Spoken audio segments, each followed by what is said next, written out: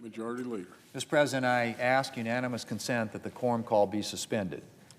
Without objection. Well, Mr. President, the junior senator from Connecticut certainly believes in saying the quiet part out loud. This is what he said, and I quote, "I think there will be some pretty substantial damage done to a Democrat brand that has been rehabilitated if on the heels of an election in which the people told us to keep fighting, we immediately stop fighting."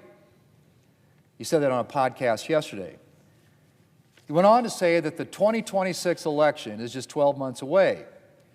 And if we surrender without having gotten anything, and we cause a lot of folks in this country who had started to believe in the Democrat Party to retreat again, I worry that it will be hard to sort of get them back up off the mat in time for next fall's election cycle, end quote. Let me repeat that, Mr. President. This is what he said. "I worry that it will be hard to sort of get them back up off the mat in time for next fall's election cycle," end quote. I'll let that sink in for a minute, Mr. President. I don't think it's a secret to anybody that the Democrats shut down the government for political reasons. There's been plenty of news coverage of the incredible pressure that their far-left base has been exerting. But in case anyone was still under the impression that Democrats were driving this shutdown toward its 40th day out of concern for the American people, well, the junior Democrat from Connecticut pretty handily dispelled that notion. Again, that's what he said. "I worry that it'll be hard to sort of get them back off the mat in time for next fall's election cycle," end quote.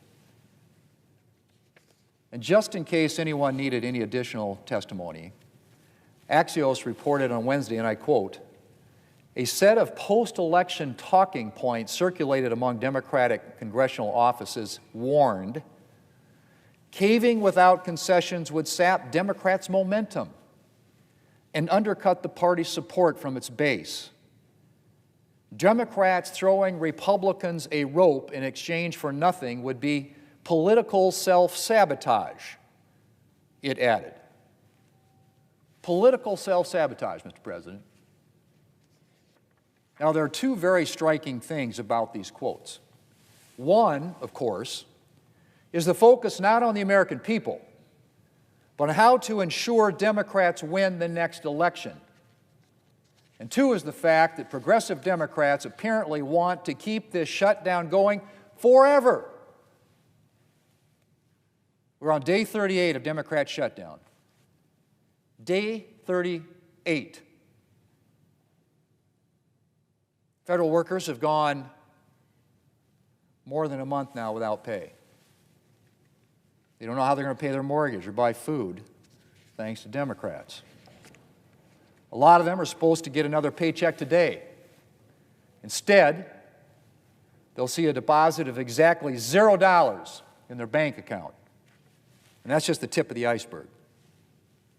Head Start preschools have closed. Veterans programs have shuttered. Many Medicare recipients can't get access to telehealth.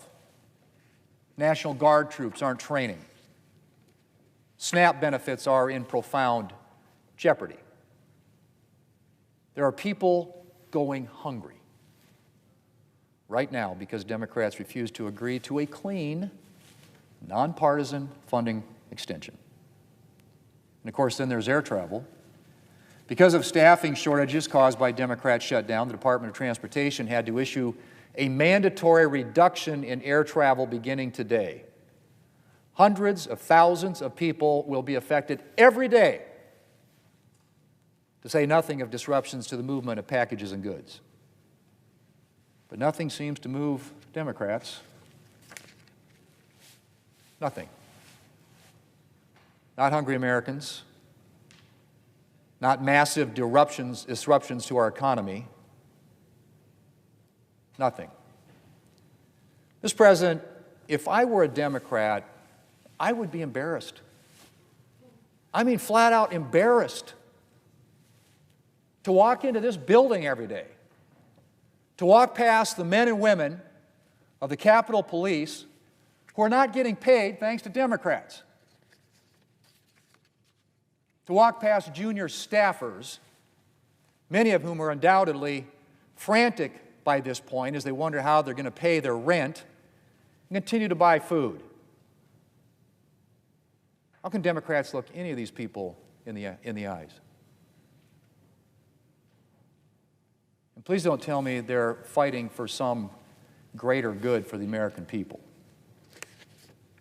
If Democrats can be said to be fighting for anyone at all besides themselves, they are fighting for a fraction of a fraction, for a tiny percentage of the small percentage of Americans who are on Obamacare. The number of people they're supposedly fighting for is dwarfed, and I say dwarfed, Mr. President, by the number of people whose lives and livelihoods they are damaging. And as for the claim that Democrats got some kind of mandate from the American people on Tuesday to continue jeopardizing food stamps for 40 million Americans in need, give me a break. Democrats performed well in 3 states where Democrats often perform well. Congratulations. I really don't think that means that the American people have all signed up to be democratic socialists. And it sure as heck doesn't provide a good reason for making 40 million Americans go hungry. Mr. President, I would like to think that the junior senator from Connecticut doesn't represent all Senate Democrats. But if there are Senate Democrats out there who do still care about hardworking Americans and not just Democrats' election prospects, the time to act is now. Not when the far left decides this exercise can be over. Not when federal workers are lining up at food banks for their Thanksgiving meal. Now. Today. I hope, Mr. President, there are at least 5 more Democrats out there with a backbone who will vote with us to reopen the government and end these weeks of misery for the American people. Mr. President, I yield the floor, and I suggest the absence of a quorum. The clerk will call the roll. Ms. Ossobrooks.